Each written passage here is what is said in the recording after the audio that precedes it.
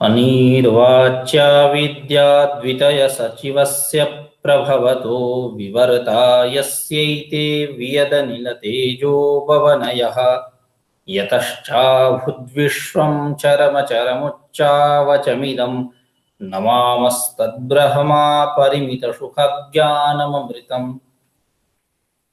इस उत्कर्ष नामक शास्त्राध्ययनोपक्रम में आप सभी प्रतिभागियों का हार्दिक स्वागत एवं अभिनंदन है।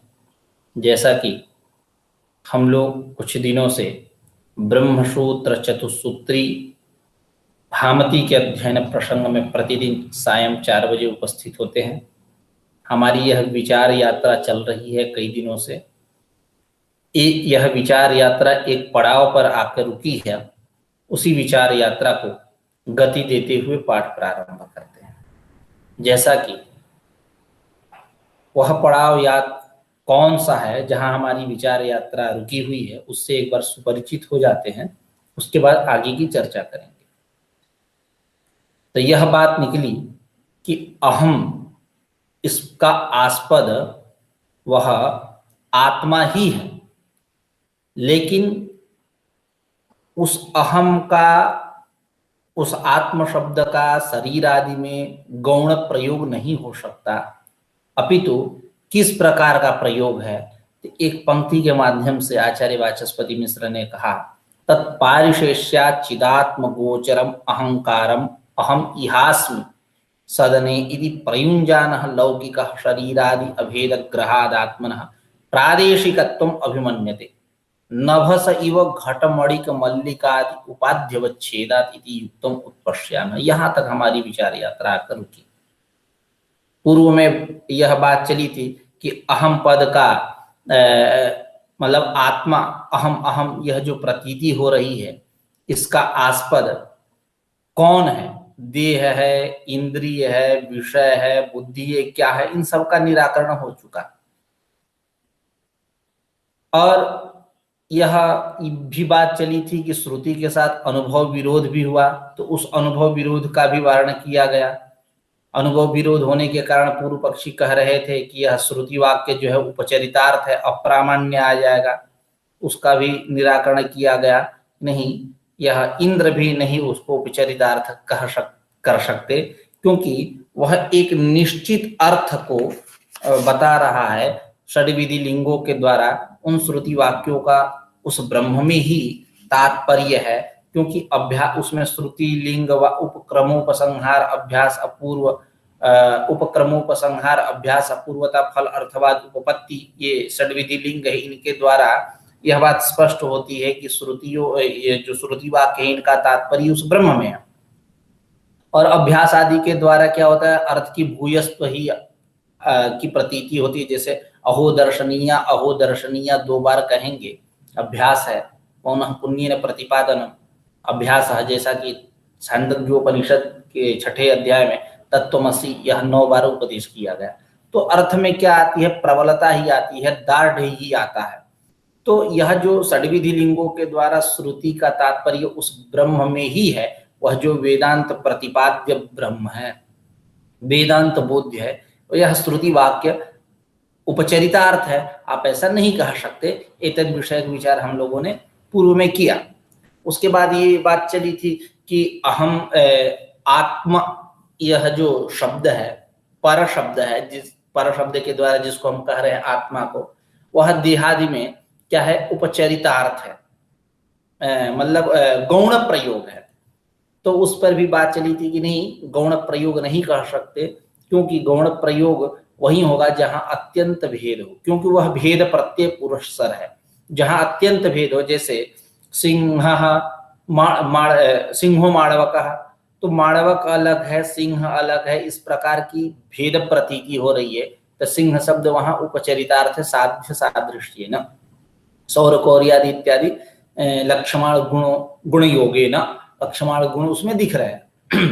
जैसा कि और भी हम लोगों ने विचार किया था, अग्निहोत्रम जो होती, एक जो नित्य कर्म है, और यह जो मासम अग्निहोत्रम जो होती, वह जो महीने के अंत में होता है, सत्रांग में होता है, उसके लिए यह अग्निहोत्रम जो होती, जो है जो नित्य कर्म है, वो गौण प्रयोग है। अत्यंत वहां भेद है, इसलिए तो यहाँ आत्मा अलग है, देह अलग है, इस प्रकार का अत्यंत भेद ज्ञान नहीं हुआ, इसलिए आत्मा शब्द देहादि में गौण प्रयोग है, आप ऐसा नहीं कह सकते हैं इत्यादि चर्चा हुई थी। न च त्वहंकारस्य मुख्योर्थः निर्लुठित गर्भदया देहादिभ्यो भिन्नः अनुभूयते येन परशब्दः शरीरादौ गौणो भवेत् यह। और फिर उसके बाद बहुत सारी चर्चाएं हुई कि अत्यंत निरूढ़तया गौणेपि न गौणत्वाभिमानः सारसपादिषु तैल शब्दवदिति वेदितव्यम न वेदितव्यम, क्योंकि तत्रापि स्नेहात् तिलभवात् भेदे सिद्ध एव सारसपातीनां तैल शब्दवाच्यत्वाभिमानः न तो अर्थयोः तैल सारसपयोः अभेद व्यवसाय इत्यादि। यह जो चर्चाएं चली उसी में जो एक पड़ाव था, आचार्य वाचस्पति मिश्र ने कहा तत्पारिशेष्यात्। पारिशेष्यात् क्या पारिशेष्य है कि अहम प्रत्यय का आस्पद देह नहीं मान सकते, क्योंकि देह मानेंगे तो समस्या आ गई, अहम की प्रतीति नहीं होगी, अहम निर्देश नहीं होगा उसके लिए, क्योंकि उसके लिए इदम शब्द का निर्देश होता है, अयम देह ऐसा व्यवहार होता है। और यदि गौण प्रयोग मान रहे हो तो जानामी ऐसा व्यवहार नहीं होगा, क्योंकि वह देह न ज्ञान का आश्रय होगा न वह ज्ञान स्वरूप है, इसलिए जानामी यह व्यवहार भी नहीं हो सकता।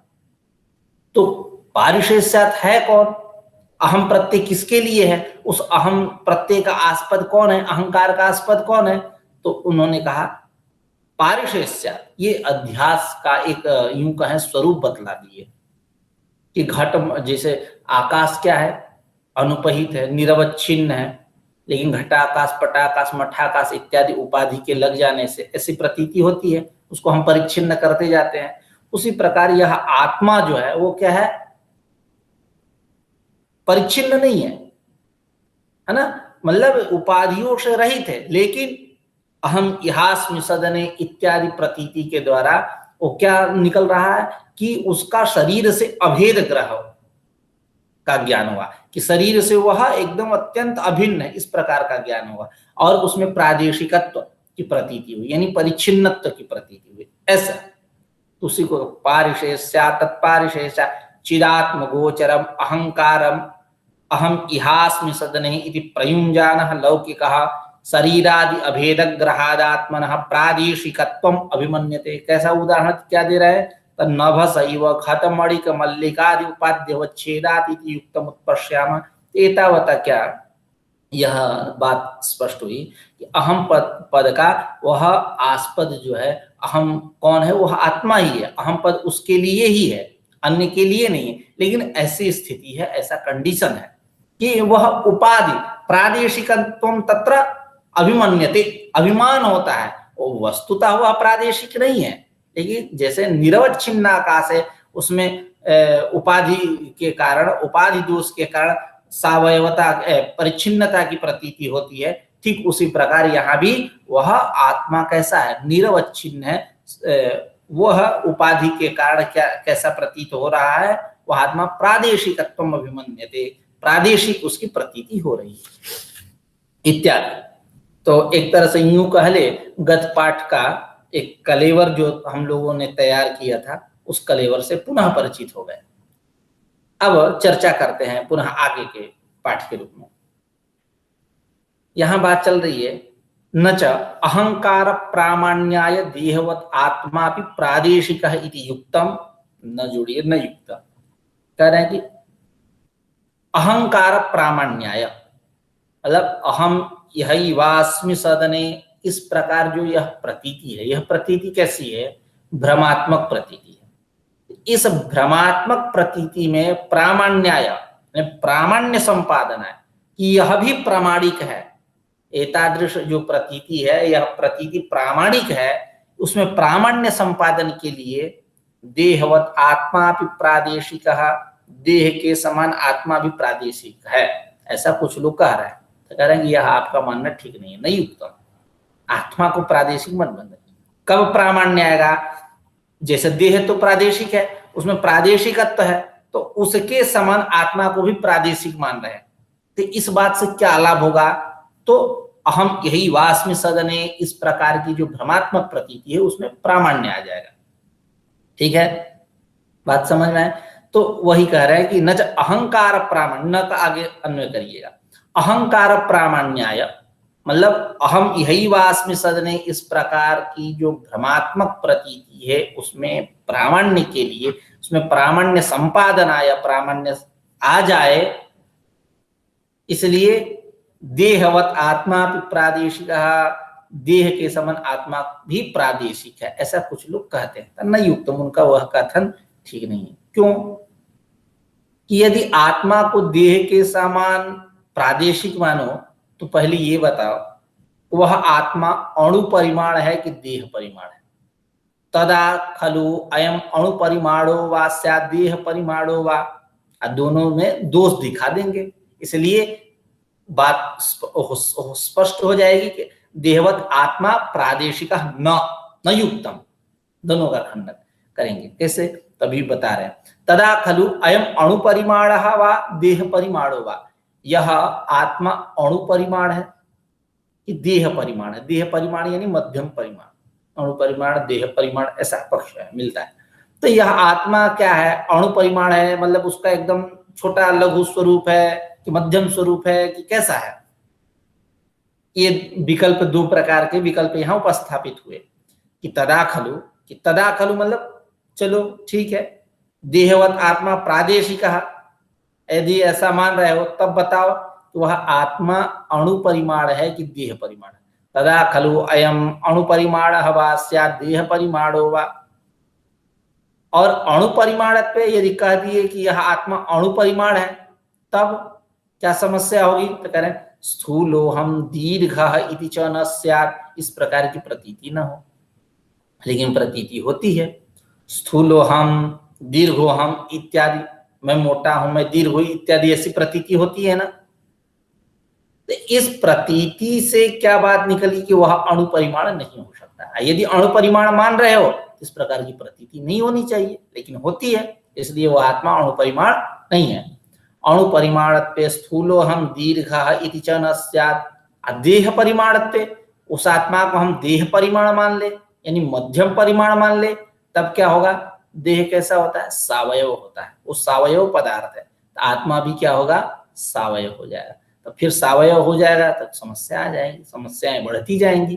क्या? तो वही कह रहे हैं देह परिमाणत्वे, तो देह परिमाण मान लिया जाए, मध्यम परिमाण मान लिया जाए इस आत्मा को, तो सावयवतया देहवत अनित्यत्व प्रसंगः, सावयव होने के कारण, देह सावयव होता है ना, हाथ पैर नाक कान गला इत्यादि सब दिखते हैं अवयव हैं, उसी प्रकार देहवत इस आत्मा को हम यदि देह परिमाण माने यानी मध्यम परिमाण मान के चले, तो देह कैसा होता है? सावयव होता है। तो सावयवतया देहवत, जिस प्रकार आत्मा देह क्या है? सावयव होने के कारण अनित्य, ठीक उसी प्रकार सावयवतया यह आत्मा भी देहवत अनित्यत्व प्रसंग, अनित्य होने लगे, इसलिए मध्यम परिमाण भी। और कह रहे हैं किंग चास्मिन् पक्षे अवयव समुदायो वा चेतयेत् प्रत्येकम वा अवयवाः, यदि कहो कि नहीं यह देह परिमाण ही है, मध्यम परिमाण ही है, तो ये बताओ कि किंग चास्मिन् पक्षे, किंग चास्मिन् पक्षे मतलब देह परिमाण पक्ष, देह परिमाण ही मानो।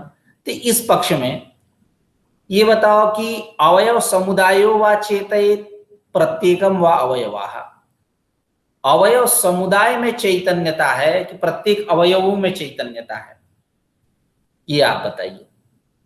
मतलब जो यह हाथ पैर नाक कान गला इत्यादि की जो समष्टि है उसमें चैतन्य है, चैतन्यता है, कि प्रत्येक अवयव में चैतन्यता है? दोनों में जहां कहे वहां फंस जाओगे। ये एक परपाटी, एक शैली है ग्रंथ पूर्व पक्ष खंडन करने की। तो कह रहे हैं किंग चास्मिन् पक्षे अवयव समुदायो वा चेतयेत् प्रत्येकम वा अवयवः, मतलब प्रत्येक अवयव समुदायों में चैतन्यता है कि प्रत्येकम वा अवयवः, ये प्रत्येक अवयव में चैतन्यता है। यदि कह दिए प्रत्येकम चेतनत्व पक्षे बहूनां चेतनानां स्वतंत्राणां एकवाक्यता अभावात् अपरियायं विरुद्ध दिक् क्रियतया शरीरम उन्मथ्येत अक्रियम वा प्रसज्येत, यदि कह दिए कि प्रत्येकम चेतनत्व पक्ष, प्रत्येक अवयवों में चैतन्यता है, तब और समस्या आ जाएगी। दो दोष, एक तो शरीरम उन्मत्थ्येत और दूसरा अक्रियम व प्रसज्येत, या तो शरीर फट जाए या किंग कर्तव्य विमूढ़ होकर के बैठ जाए, कोई क्रिया ही ना करे, ये दो दोष आएगा। उसी दो दोष को बता रहे हैं क्या, तो प्रत्येकम चेतनत्व पक्षे, प्रत्येक अवयवों में चैतन्यता है यदि आप ऐसा मानो, तो बहुनाम चेतनानाम स्वतंत्राणाम, स्वतंत्राणाम बहुनाम चेतनानाम, स्वतंत्र, ये नहीं कि किसी दूसरे की के अधीन हुए, ज्ञान के अधीन इत्यादि के अधीन नहीं, स्वतंत्र, स्वतंत्राणाम बहुनाम, नाना चेतन हो गए क्योंकि प्रत्येक अवयव में चैतन्य आप मान के चल रहे हो, तो बहुनाम, तब प्रत्येकम चेतनत्व पक्षे स्वतंत्र, ऐसा नहीं करिए, स्वतंत्राणाम बहुनाम चेतनानाम एक वाक्यता अभावात, इनमें वाक्यता नहीं है, स्वतंत्र है भाई, स्वतंत्र करता, सबकी अलग अलग मति है, सबके अलग अलग विचार है, तो कभी एक वाक्यता होगी ही नहीं। जब स्वतंत्र रहे तभी तो नाना संगठन लोग बनते हैं।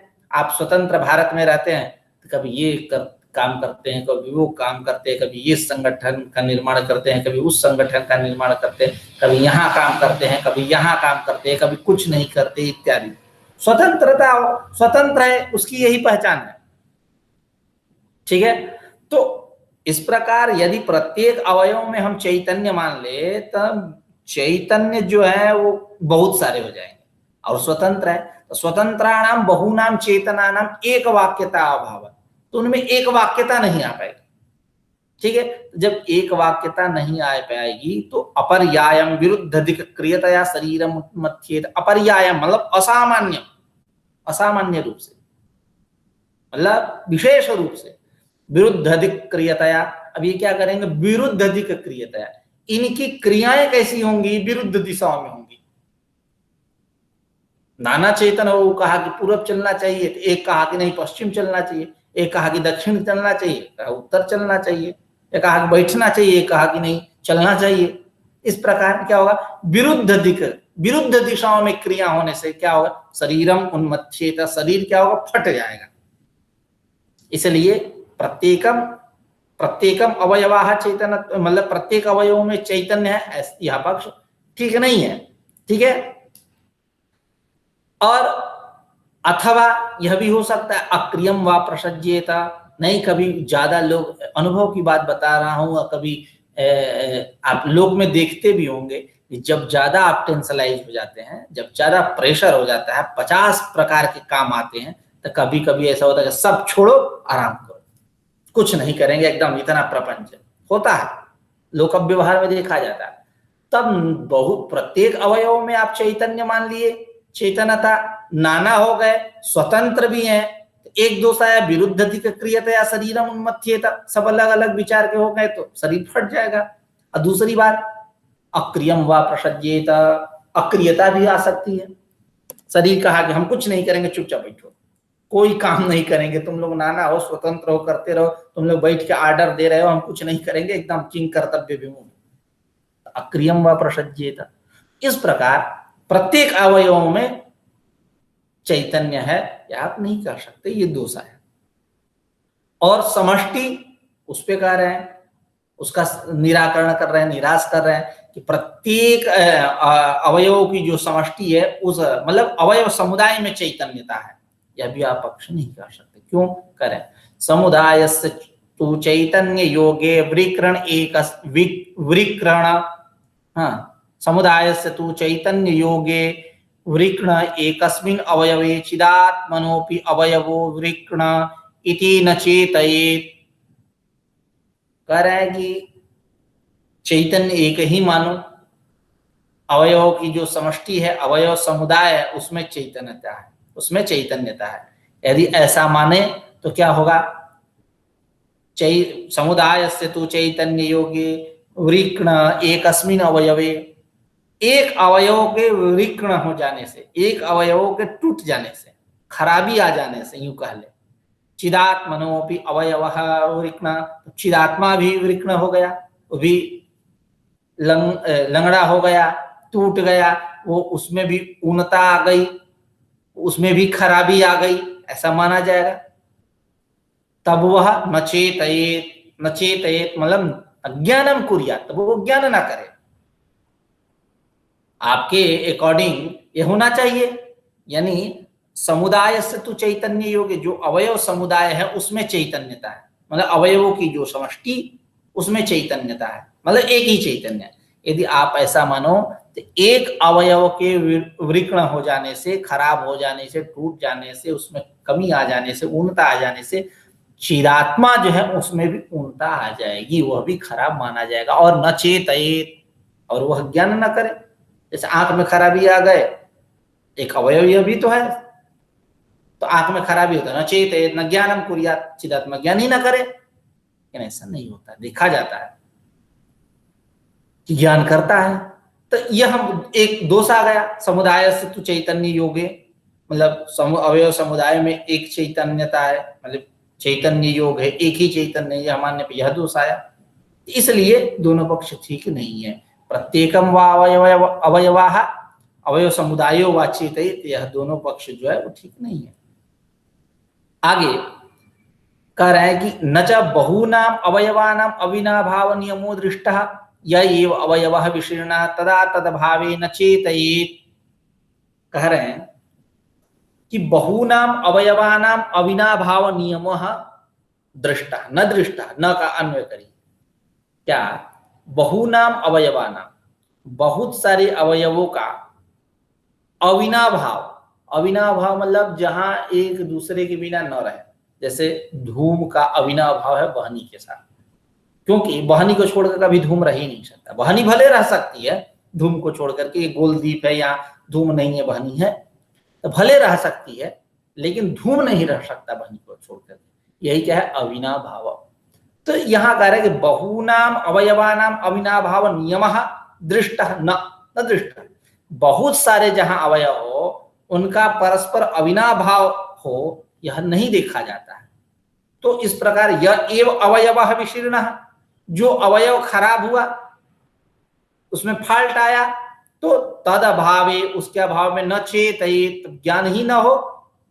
एता बता, यह बात क्या निकली कि अवयव समुदाय में चैतन्यता नहीं है। उसी पक्ष में यह बात करेगी, न च बहूनाम अवयवानाम अविनाभाव नियमः दृष्टः या एव अवयवः विशीर्णः तदा तदभावे न चेतयेत। किसी ने कहा कि सब छोड़िए, यहां विज्ञान उसका आलंबन है। क्या? विज्ञानालंबनत्वे तु अहम प्रत्ययस्य भ्रांतत्वं तदवस्थवेव। कर किसी ने कहा अहम प्रत्यय का आस्पद कौन है? विज्ञान है। तो कह रहे हैं कि तब तो और समस्या आ जाएगी, भ्रांतत्व बैठा का बैठा रहेगा। क्यों? क्योंकि अहम अहम अहम इस प्रकार की प्रतीति से एक बात स्पष्ट है, कुछ स्पष्ट हो या ना हो, यह एक बात स्पष्ट है कि कोई स्थिर वस्तु है जिसको अहम अहम के द्वारा कहा जा रहा है। यदि हम विज्ञान मान लिए अहम प्रत्यय का आस्पद विज्ञान को, तो विज्ञान क्या है? क्षणिक। तो इस प्रकार का जो अहम अहम इस प्रकार का जो प्रत्यय है, इसमें भ्रांतत्व तो बैठा का बैठा ही रहेगा। यानी अहमास्पद आप विज्ञान को माने तो भ्रांतत्व की निवृत्ति नहीं होगी, भ्रांतत्व बैठा ही रहेगा। क्योंकि अहम अहम इस प्रकार का जो अनुभव हो रहा है, प्रत्यय हो रहा है, किसी एक स्थिर वस्तु को कह रहा है। आप मान लोगे कि नहीं, स्थिर स्थिर को नहीं कह रहा, वो विज्ञान को कह रहा है, उसका आलंबन विज्ञान है। तब क्या होगा कि अहम अहम यह जो क्योंकि विज्ञान क्षणिक है, तुरंत नष्ट हो जाए, तब भ्रांतत्व तो बैठा का बैठा रहेगा। उसी बात को कह रहे हैं कि विज्ञानालंबनत्वे अहम प्रत्ययस्य भ्रांतत्वं तदवस्थमेव। अहम इस प्रत्यय का आस्पद विज्ञान है, ऐसा मानने पर भ्रांतत्व रहेगा ही। क्यों? कि तस्य स्थिर वस्तु निर्भाषत्वा, तस्य तस्य मतलब अहम अहम अहम इति एवं भूतस्य प्रत्ययस्य, यह जो प्रत्यय है यह प्रत्यय स्थिर वस्तु निर्भाषत्वा, स्थिर वस्तु को प्रकाशित कर रहा है, स्थिर वस्तु को विषय कर रहा है।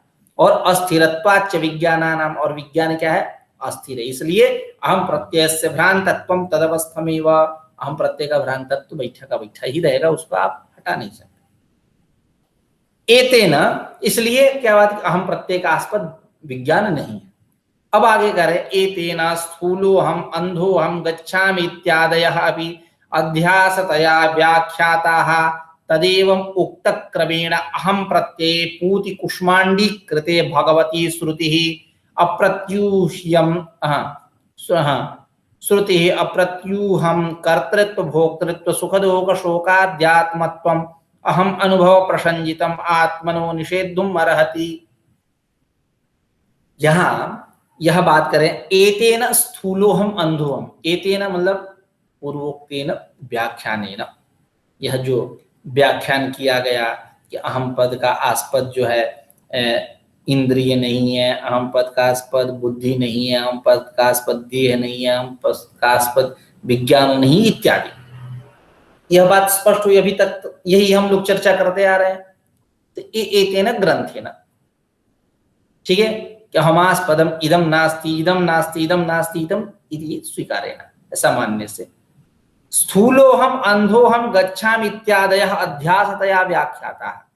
यह जो व्यवहार है, मैं स्थूला हूं, मैं स्थूल हूं, मोटा हूं, अंधोहम देह धर्म हो गया, अंधोहम इंद्रिय धर्मों को दिखा दिए, मैं अंधा हूं, गच्छामि देह धर्म ही है, जा रहा हूं इत्यादि, यह जो व्यवहार है, इस व्यवहारों की उपपत्ति कैसे होगी? तो कह रहे अध्यास के थ्रू उपपत्ति होगी। मतलब इनका आत्मा में अध्यास हुआ, तादात्म्य में व्यपदेश हुआ, तब यह व्यवहारों की, इन सारे व्यवहारों की उपपत्ति होगी, अन्यथा उपपत्ति नहीं होने वाली है। एतेन व्याख्यानेन ग्रंथेन पूर्वोक्तेन ग्रंथेन कि अहमास्पदम इदम नास्ति अहमास्पदम इदम नास्ति अहमास्पदम इदम नास्ति, ठीक है, कि अहमास्पदम इंद्रियम नास्ति अहमास्पदम विज्ञानम नास्ति अहमास्पदम पदः देहः नास्ति इत्यादि, अहमास्पदम देहः नास्ति इत्यादि ग्रंथेन स्थूलोहम अंधोहम गच्छामि इत्यादयः अध्यासतया व्याख्याता, ये अध्यास के रूप में व्याख्यायित है, ये व्यवहार उपपन्न होता है।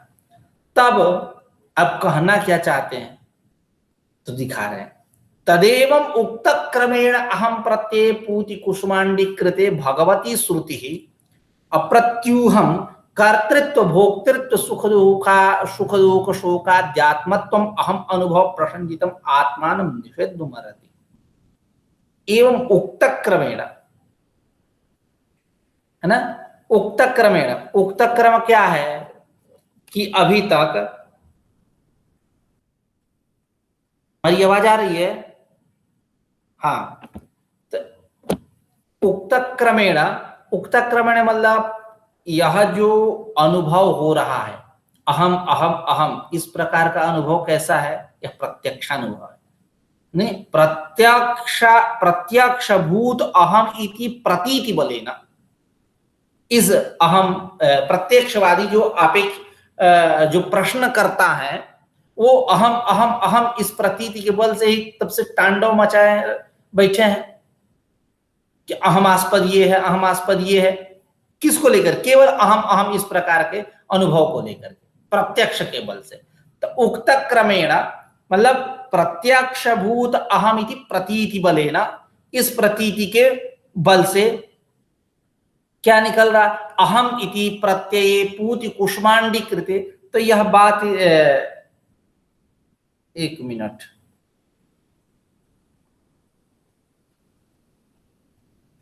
अच्छा हाँ, अभी तक यही बात पूर्व पक्षी प्रश्नकर्ता यही तब से चल रहा है कि अहम अहम इस लोक में अनुभव होता है, इस प्रकार अहमास्पद ये है, देह है इत्यादि।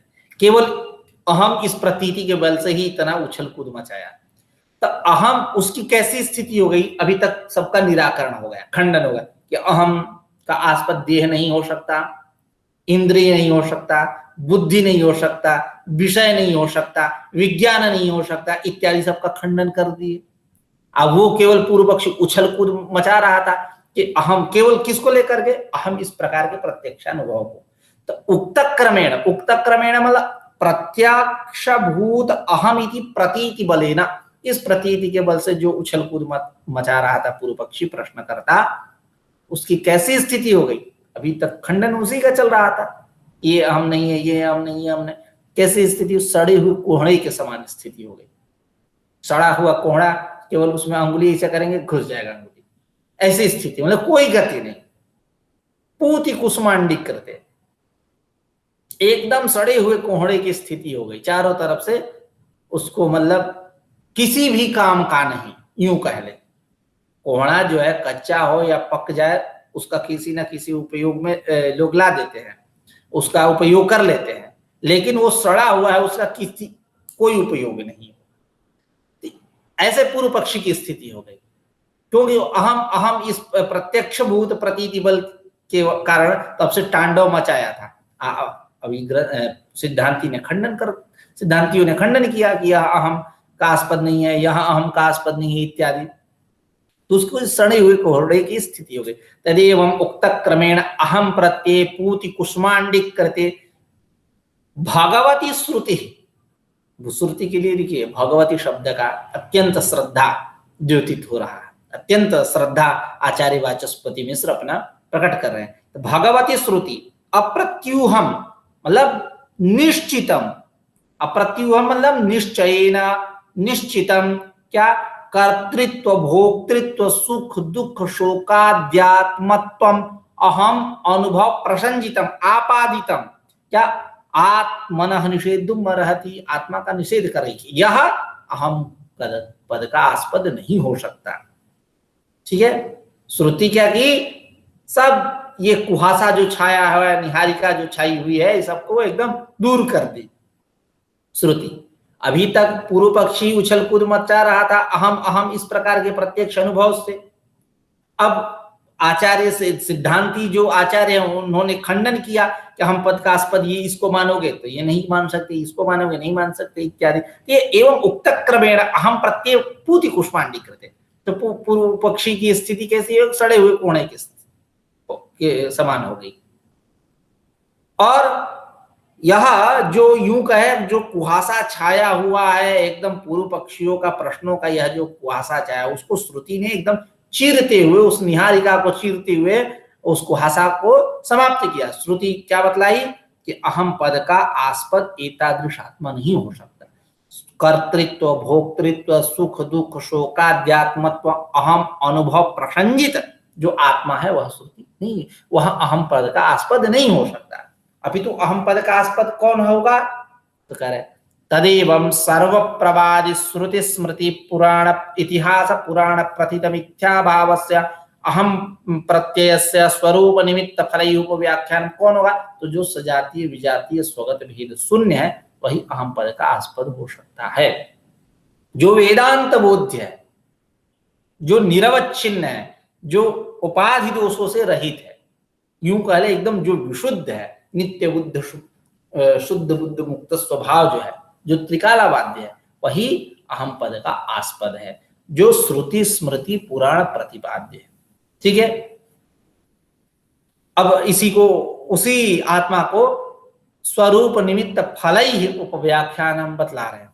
क्या तदेवं इस प्रकार सर्व प्रवादि श्रुति स्मृति इतिहास पुराण प्रथित मिथ्या भाव से अहम प्रत्यय से, यह जो अहम प्रत्यय हो रहा है, ज्ञान हो रहा है अहम अहम, ये कैसा है, संपूर्ण जितने वाद प्रवाद है सब सिद्ध है, प्रवाद सिद्ध है, श्रुति सिद्ध है, स्मृति सिद्ध है, इतिहास सिद्ध है, पुराण सिद्ध है, प्रथित मतलब वही सिद्ध, मिथ्या भाव से अहम प्रत्यय से, यह जो मिथ्या रूप जो अहम प्रत्यय है, इस अहम प्रत्यय का स्वरूप निमित्त फल ही उपव्याख्यानम, स्वरूप निमित्त और फल इसके द्वारा व्याख्या कर रहे हैं। स्वरूप जैसे तथापि अन्योन्यस्मिन् अन्योन्यात्मकताम अन्योन्य धर्माश्चध्यस्य इतरेतरा विवेकेन धर्मिणो हो मिथ्या ज्ञान निमित्तः सत्यान्नृते मिथुनीकृत्य अहमिदं ममेदं इति नैसर्गिकोऽयं लोक व्यवहार, यहाँ जो है अन्योन्यात्मका इसके द्वारा स्वरूप का निर्देश हुआ है कि यह अध्यास कैसा है, अन्योन्यात्मक, एक दूसरे में दूसरे का अध्यास, और निमित्त, उसमें निमित्त क्या है, इतर का अविवेक होना, विवेक न होना, और फल क्या हुआ, तो लोक व्यवहार नैसर्गिकोयम लोक व्यवहार, यही क्या हुआ फल। तो संपूर्ण प्रवादी श्रुति स्मृति इतिहास पुराण प्रथित मिथ्या भाव से अहम प्रत्यय से एतादृश जो अहम प्रत्यय, इस अहम प्रत्यय का स्वरूप, निमित्त और फल के द्वारा उपव्याख्यानम, आचार्य भगवत पाद शंकराचार्य उसकी व्याख्या कर रहे हैं। ठीक है, अन्योन्यस्मिन इत्यादि इस पंक्ति के द्वारा। तो सबसे पहले हम लोग पहले भाष्य का क्या अर्थ है उससे परिचित हो जाते हैं, उसके बाद आगे बढ़ेंगे। तथापि अन्योन्यस्मिन अन्योन्यात्मकता अन्योन्य धर्माश्चध्यस्य इतरेतरा विवेकेन, यानी मिथ्येत भवितुम युक्तम, यहां तक शंका ग्रंथ था कि अध्यास की उपपत्ति नहीं हो सकती। उसी शंका ग्रंथ का यहाँ तथापि करके परिहार कर रहे हैं, जैसा कि आचार्य वाचस्पति मिश्र ने पहले भी कहा था कि यद्यपि से युष्मद अस्मद प्रत्यय गोचरी हो, यहाँ से लेकर के मिथ्येति भवितुम युक्तम इत्यंतः शंका ग्रंथ तथापि परिहार ग्रंथ, तो वही परिहार ग्रंथ दिखा रहे हैं। अन्योन्यस्मिन अन्योन्यात्मकताम अन्योन्य धर्माश्चर्य, एक दूसरे में, मतलब अस्मद प्रत्यय विषयी जो है उसमें युष्मद प्रत्यय विषय का अध्यास करके, या युष्मद प्रत्यय जो विषय है उसमें अस्मद प्रत्यय विषयी का अध्यास करके, या धर्मों की बात, ये धर्मी की चर्चा हुई, धर्मों की बात करें तो अस्मद प्रत्यय विषयी में जो जाड्य है, अनित्यत्व है, युष्मद प्रत्यय का धर्म, उसका अध्यास करके, उसका जो नित्यत्व और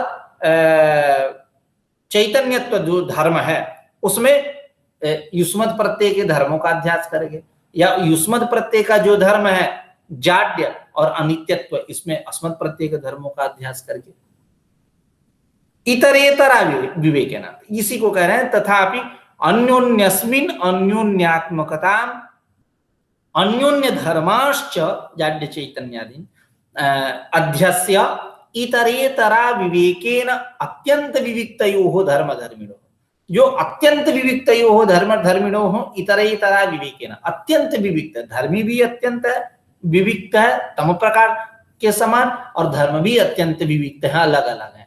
तो अत्यंत विविक्तयोः धर्म धर्मिणोः इतरेतरा विवेकेन, जब इनका परस्पर विवेक न हो, विवेकाग्रह हो, इतरेतर विवेक न हो, तो इतरेतरा विवेकेन मिथ्या ज्ञान निमित्तः, मिथ्या ज्ञानम निमित्तम यस्य, मिथ्या ज्ञान निमित्त, यह अध्यास कैसा है, नैसर्गिक व्यवहार कैसा, मिथ्या ज्ञान निमित्त है, झूठ मूठ का, तो मिथ्या ज्ञान निमित्तः सत्यानृते मिथुनी कृत्य, सत्य और अनृत, झूठ, सत्य मतलब झूठ और अनृत, सत्य मतलब सत्य, अनृत मतलब झूठ, तो सत्य और अनृत इनको मिथुनी कृत्य, युगली कृत्य, यथार्थ और अयथार्थ को मिला करके, अहम इदम ममेदम इति नैसर्गिकोयम लोक व्यवहार, इस प्रकार का व्यवहार जो है नैसर्गिक है। अहम इदम मतलब शरीर आदि, मैं शरीर आदि, गौर, मैं गौर हूं, गच्छामि तिष्ठामि इत्यादि रूप से, ठीक है,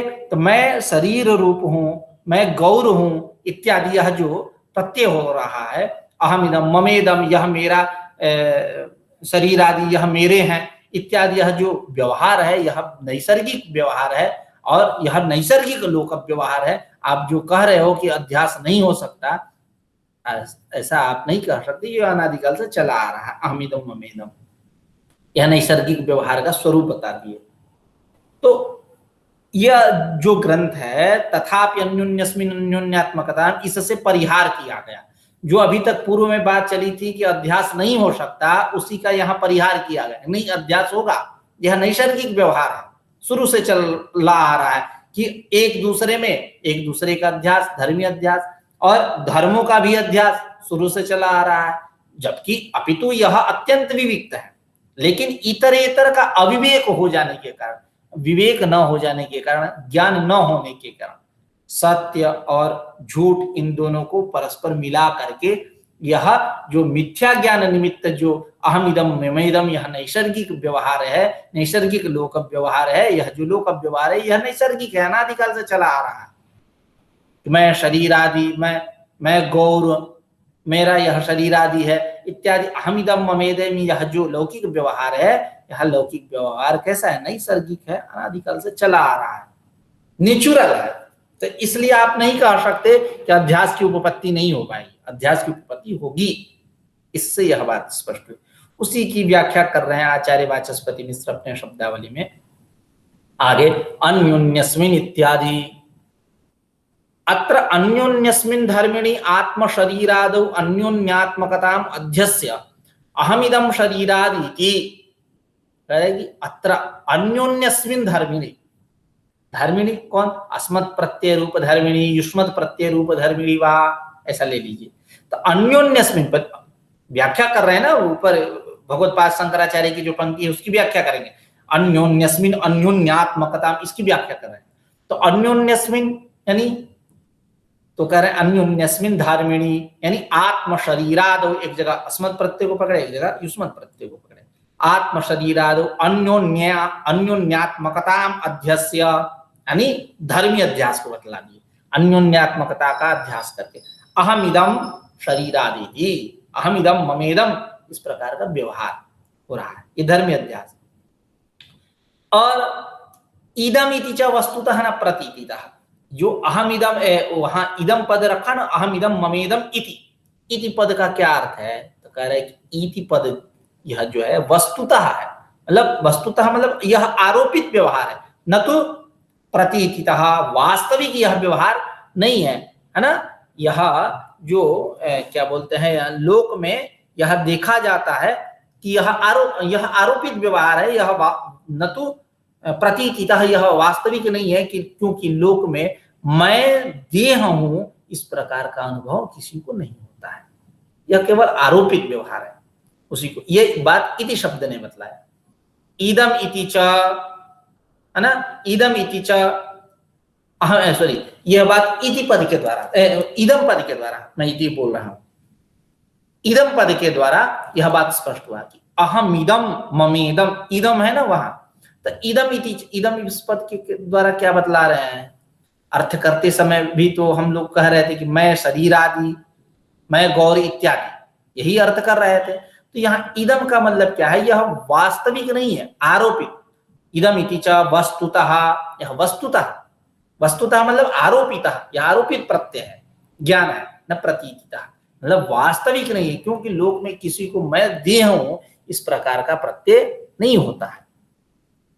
लोक व्यवहार, इस पे क्या कर रहे हैं? तो लोक व्यवहार पे समास कर रहे हैं। लोक व्यवहार मतलब लोका नाम व्यवहार, यही लोक व्यवहार क्या है? तो सच अयम अहम इति व्यपदेशः, इस प्रकार का जो यह व्यपदेश है, व्यवहार है, यही लोक व्यवहार है। सच लोक व्यवहार कीदृशः? अयम अहम इति, अयम अहम, यह जो व्यवहार है, यह मेरा, मैं, यह इत्यादि, यह जो मतलब इदम को पकड़ लिए एक जगह, अस्मत् शब्द को पकड़ लिए, तो यह लोक व्यवहार यही है। लोकानाम व्यवहार है कि लोक व्यवहार कैसा है? तो अयम अहम इति व्यपदेश, और इति शब्द भी आया, अहम इदम ममेदम इति, इति शब्द के द्वारा क्या बता रहे हैं? इति शब्द सूचितश्च शरीरादि अनुकूलम प्रतिकूलम च प्रमेय जातम प्रमाणेन प्रमाय तदुपादान परिवर्जनादि ही। कह रहे हैं एक उपादान और दूसरा परिवर्जन, ग्रहण और त्याग। कर इति शब्द के द्वारा क्या बात निकली? तो कह रहे इति शब्द सूचितश्च, उसके द्वारा क्या बात सूचित हुई, क्या बात निकली? तो कह रहे हैं कि शरीरादि अनुकूलम, शरीरादि के अनुकूल प्रमाण, ऐसा कहिए, प्रमेय जातम प्रमाणेन प्रमाय, प्रमेय जात मतलब पदार्थ, समूह पदार्थ, इसका प्रमाणेन प्रमाय, ज्ञात्वा, प्रमाण से इसको जान करके, शरीर आदि के अनुकूल, शरीर आदि के अनुकूल जो प्रमेय जाते हैं, प्रमाण, इनका प्रमाण से जान करके तदुपादान ग्रहण करना, और प्रतिकूलम प्रतिकूल जान करके परिवर्जनादि ही परिवर्जन करना, यही इति शब्द की भूमिका है।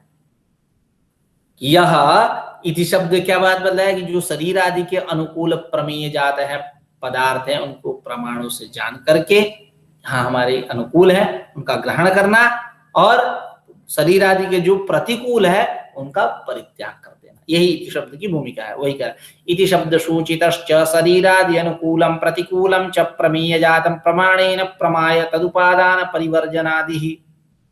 आगे अन्योन्य धर्माश्च अध्यस्य अन्योन्यस्मिन् धर्मिणि देह धर्मान जन्म मरण जरा व्याध्यादीन आत्मनि धर्मणि अध्यस्त देहात्म भावे समारोप्य तथा चैतन्यादीन आत्मधर्मान देहादौ अध्यस्तात्म भावे समारोप्य ममेदं जरा मरण पुत्र पशुस्वाम्यादि इति व्यवहारो व्यपदेशः इति शब्द सूचितश्च तदनुरूपं प्रवृत्त्यादि। अब देखिए तरह की अन्योन्य धर्माश्च अध्यस्य अन्योन्यस्मिन् धर्मिणि, एक दूसरे धर्मी में अन्योन्य, अभी तक धर्मियों की बात चल रही थी, तो अन्योन्य धर्माश्च अध्यस्य अन्योन्यस्मिन् धर्मिणि मतलब जैसे देह धर्म है। देह धर्म क्या है? तो जरा मरण व्याधि इत्यादि, यह सब जो क्या है देह धर्म है, इसका आत्मा में ले जाकर के आरोपित कर देना। धर्मों का आदेश मतलब धर्मों का आरोप, उसी पर अन्योन्य धर्माश्च, एक दूसरे के जो धर्म है, अन्योन्य धर्माश्च अध्यस्य, अध्यास कर किसमें? तो अन्योन्यस्मिन् धर्मिणि, एक दूसरे में। एक उदाहरण दिखा रहे हैं पहले देह धर्मों का। देह धर्मान कौन? तो जरा मरण, जरा जन्म मरण जरा व्याध्यादीन आत्मनि धर्मिणि अध्यस्तात्म भावे समारोप्य, उसका आत्म भाव से समारोप करके उस आत्मा में अध्यास कर देना। ये जन्म मरण इत्यादि जो जरा व्याधि इत्यादि जो देह धर्म है, इन देह धर्मों का उस आत्मा में अध्यास करना, अध्यस्तात्म भावे समारोप्य, समारोप करके। तथा चैतन्यादि, अब उसकी बारी आई, चैतन्यादि जो आत्मधर्म है, इनका देहादौ अध्यस्तात्म भावे, देहादि में अध्यास करके समारोप्य ममेदम जरा मरण पुत्र पशु स्वाम्यादि इति व्यवहारः व्यपदेशः, यह मेरा जरा है, यह मेरी बुढ़ापा है, यह मेरा मृत्यु, पुत्र यह मेरा पुत्र, यह मेरा धन धानी इत्यादि। तो जरा मरण पुत्र पशु स्वाम्यादि इति व्यवहारः व्यपदेशः, इस प्रकार का व्यपदेश हो रहा है। कैसे? परस्पर अध्यास के द्वारा ही इसकी उपपत्ति हो रही। इति शब्द सूचितंच तदनुरूपम प्रवृत्त्यादि, और यही तदनुरूप प्रवृत्त्यादि, यही इति शब्द की भूमिका है। एक मिनट, हाँ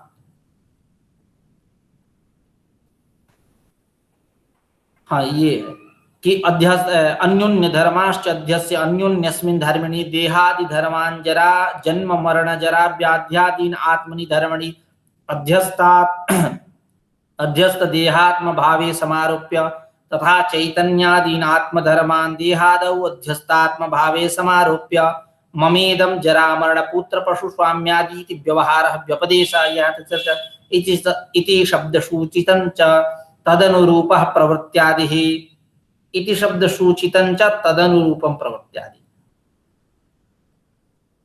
इति शब्द वहां रखे ना।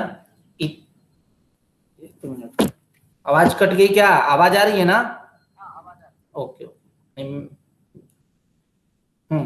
तो यहाँ जो इति शब्द है, अहम इदम ममेदम इति, यह इति शब्द के द्वारा तदनुरूपम प्रवृत्त्यादि से उसी को ले लेंगे ऊपर वाली बात, जो शरीरादि अनुकूलम प्रतिकूलम च प्रमेय जातम प्रमाणेन प्रमाय तदुपादान परिवर्जनादि इत्यादि। उपादान ग्रहण करना, परिवर्जन छोड़ना, यही शब्द की भूमिका है। अत्र च अध्यास व्यवहार क्रियाभ्याम यह कर्तृन्नीतः स समान इति समान कर्तृकत्वेन अध्यस्य व्यवहारः इति उपपन्नम। यहाँ समान कर्तृकयोः पूर्वकालेकत्वा समासेन पूर्वकत्वो ल्यप अध्यस्य व्यवहारति, ऐसा व्यवहार होता है, मतलब अध्यास करके व्यवहारति।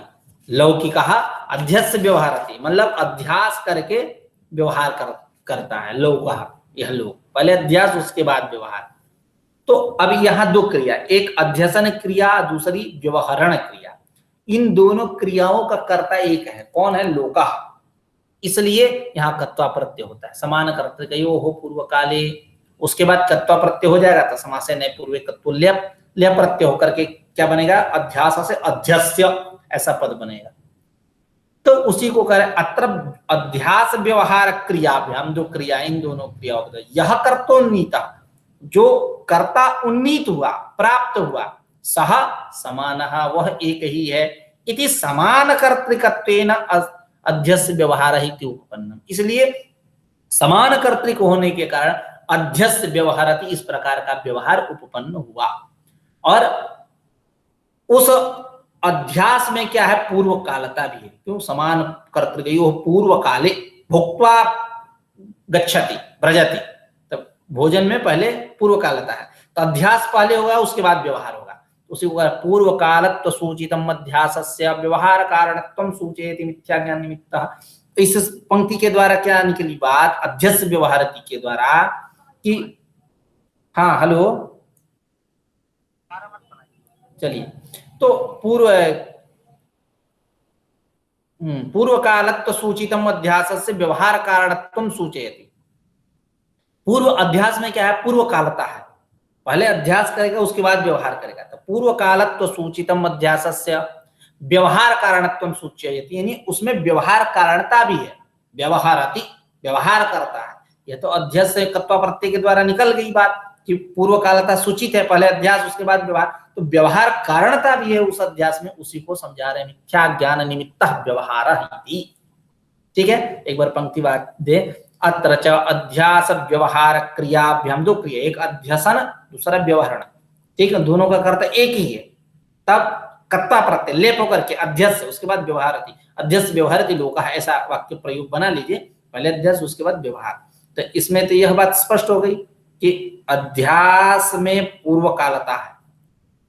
ठीक है, तो पहले अध्यास किस मतलब दो क्रियाओं में पहले अध्यास होगा उसके बाद व्यवहार होगा, और व्यवहार कारणता भी है, यह बात मिथ्या ज्ञान निमित्तः व्यवहार इस पंक्ति के द्वारा होगा, उसी को कह रहे हैं। अत्र च अध्यास व्यवहार क्रियाभ्याम यह कर्तॄन्नीतः सह समानः इति समान कर्तृकत्वेन अध्यस्य व्यवहारः इति उपपन्नम्। पूर्व कालत्व सूचितम अध्यासस्य व्यवहार कारणत्वं सूचयति मिथ्या ज्ञान निमित्तः व्यवहारः। मिथ्या ज्ञानम अध्यासः तन्निमित्तः तद्भावा भावानुविधानात् व्यवहार भावा भावयोः इत्यर्थः। तदेव अध्यास स्वरूपम उक्त्वा फलम, अध्यास स्वरूपम फलम व्यवहारम च उक्त्वा इत्यादि कल करेंगे, यह चर्चा लंबी है। आज की चर्चा यहीं समाप्त करते हैं, समय भी हो गया है, कुछ पूछना है पूछ लीजिए, ठीक है, आप भी पूछिए। 1 मिनट इसको बंद कर दें।